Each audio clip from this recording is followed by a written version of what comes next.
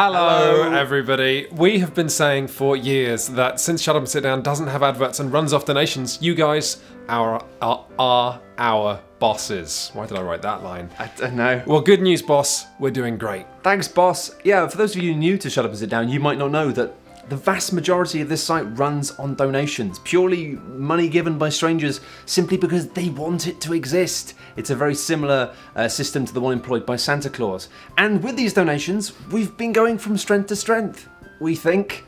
Since we started accepting donations 4 years ago, we've been able to play more games, make more things, and tell more people about board games.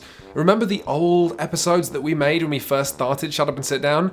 Our new videos get as many views in 6 days as those got in 6 years. And that's thanks to you guys. And numbers are lovely, but numbers are crucially people, and it's people that we care about. And the stories that we get from people are really what keep us going on the site. We must have over the years had a dozen, maybe more emails from people who themselves or their family had had a pretty difficult time with health and had found that board games had been really valuable for them in that period. And just last week we had a letter from a girl whose mother had recently got into board games and was devouring them at an alarming rate, not literally. And it was bringing the family together. Yeah. I mean, for me, the thing I can never get over is when we go to conventions and we meet people, the number of people who we meet who have gotten into the hobby purely because of the things that we've made.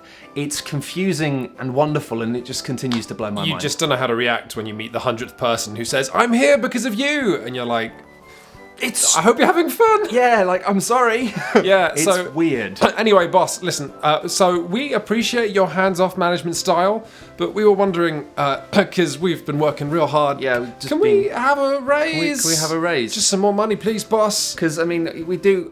Maybe we should tell you what work we do and how. Yeah, that sounds clever. How does a video get made?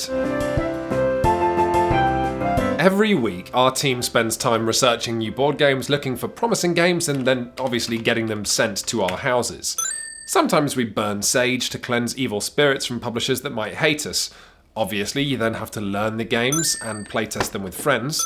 We then pick the best of the bunch for review and play it even more. You have to write the script for a video, you then film that script across an entire day, you edit the video and publish it into the back end across another whole day, and finally, you know those comments that are so funny and insightful and often better than anything we make? They're the result of constant watchfulness and community gardening. And if it's one of those two-person reviews that you love so much, well, take most of those numbers and double them. So that's already quite a lot of time. In fact, if you're a marine microbioorganism, that's an entire of your life. What do you do with your life? You're gone now. It's sad. And these are just numbers for small, standard, normal videos. Most of them aren't. Look at Paul's incredible Kingdom Death review, or the review I'm working on currently for Gloomhaven. It's amazing how frequently a simple job can blow up into a 2-week-long project. And how could we not mention the documentary we made about Twilight Imperium, something which literally took me hundreds and hundreds of hours, and we made purely because we thought it would be a great, cool thing for the industry and the community, and we just wanted to give something back to games. And of course, all of these video editing hours and numbers we're talking about, that doesn't take into account the time we spend on podcasts, written reviews, answering emails, or just doing the general day-to-day admin which is needed to run a business and a website, most of which he does. It's a nightmare. I don't go anywhere near it, but it's so much stuff. But the thing is, we love this job. It's the best job. It's the best job. But it is still a job. Honestly, the hours we work aren't insane, but they're also not a reflection of the real work involved in this job because we put so much of ourselves into it. We're never willing to compromise, whether that means work days turning into work nights, or meeting people at a convention and wanting that to be a great experience for them and giving 110% of ourselves and then being real sleepy for like 2 weeks after every con. Yeah, like I fall asleep on buses and trains constantly. I got these glasses because they hide the bags under my eyes that seem to be getting worse. Wait, can I have glasses? Maybe. Cool. And Matt honestly juggles this work while taking care of his seriously ill wife. That's true. It does take up a lot of my time. Didn't Paul say we also need to pay for the website? What? We have to pay for the website? It's true. As well as paying for humans to produce quality independent board game coverage in exactly the same way as bees produce honey, we also have to pay for the site, which means paying for server costs and hosting bandwidth, specialist software. We also have to pay for software that isn't site related that we use in our day-to-day jobs. We also have to pay for equipment, props, games, Batteries, so many batteries. We pay our freelance contributors. We sometimes still have to pay our own way to conventions, which means travel, often international, and accommodation, and food while we're there, and also just food while we're not there, really, just food in my house, which is a good idea. Tried not doing the food thing for a while. Don't do that. It's awful. It's, you know what the opposite of vomiting is? Yeah. But seriously, if nothing else, if you've never donated to Shut Up and Sit Down before, consider at least this one thing. Most of the team are working pretty much all statutory holidays all year round with not actually that much time off. If anything is worth a few extra dollars this holiday season, perhaps it's that. If we have made you laugh this year, if we've helped you find a cool board game, if we have helped you and your loved ones to create some cool memories in what for some people has been a pretty bad year, please consider giving us anything this Christmas. Oh, I've just received word as well that anyone who donates this December will receive access to not only this month's newsletter that goes out to donors, but all of the newsletters from the last year. So you can go back through a year's worth of recommendations of books and films and music, but also behind the scenes stuff. What are our inspirations? What are we struggling with personally? Every newsletter is like about the length of a full article. So if you just kick us a few bucks this Christmas, that means you're essentially getting like almost 20 Shut Up and Sit Down articles to read, where we're like weirdly candid about our feelings. Our feelings. And also, I'm probably going to chuck together a little like a bloopers outtakes reel for yes. that as well. So that'll be If you'd like to see some rare bloopers, and see how much we swear when the cameras aren't rolling. It's bad. Listen, boss. Let's not focus on our negatives now. Let's just be real, boss. We came here for a reason. We dressed up for a reason. We were putting our foot down, and we would like some money. So we're not taking no. We will take no for an answer. It's fine. We're not taking no for an. You've got 5 minutes. Yes. So we thought about this, and donating at this URL takes like 5 minutes. 5 minutes. 5 minutes. We'll give them 5 minutes in case they're like using a trackball or something. Yeah, sure. So 5 minutes. We're not budging. Not budging. We're not leaving. In these 5 minutes, you can go and donate, and then you can come back for a special Christmas thank you. They've probably opened a new tab now by now, so they can't see us. Yep. Well, we're not going until they've done it. What do you want to talk about in 5 minutes? What do you want to talk about? What's your favourite fruit? What's my favourite? What's your favourite? What's my favourite? Oh, chocolate brownie I had earlier was pretty good. Okay. Fruit's pretty strong as well, actually. What's your favourite fruit? Not bananas, but I eat them the most. Because bananas because they're really easy to eat. They're really easy to eat, and they're really beneficial as well. They've got like, great stuff in them. Like, it's like long-term energy, soluble fibre. They've got literally everything going for them. Like, we're so cool. I'm an incredibly talking about soluble fibre. Incredibly cool person. You know that thing that all bananas are the same banana.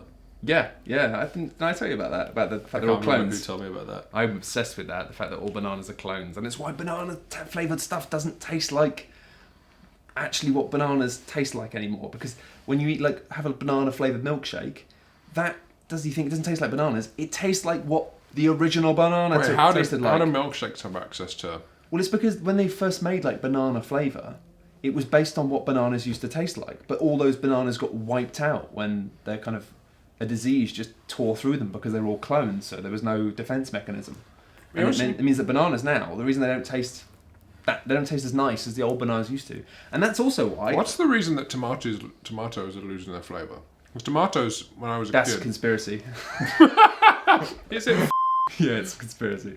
No, the reason bananas are, and this is another thing that makes sense. Whenever you talk to old people, not so much now because they've all died, but whenever you talk to old people who were in the war, and you were like, "Oh, what did you miss most in the war?" and they'd all be like, "Oh, bananas." You'd be like, "Really? Bananas?" Not like world peace. Yeah, but it's because bananas used to be a big deal. But bananas used to be a lot more delicious than they. You ever seen how pineapples grow? Weirdly, yeah. It looks like a joke. It looks like someone on a Hollywood film set has gone like, It's has had to Photoshop. decorate it. Yeah, let's take a Photoshop. Because it's like a really low, small bush that's like 2 inches off the ground. Yeah. Like a really bad palm frond. And then like an entire pineapple balanced on top of it.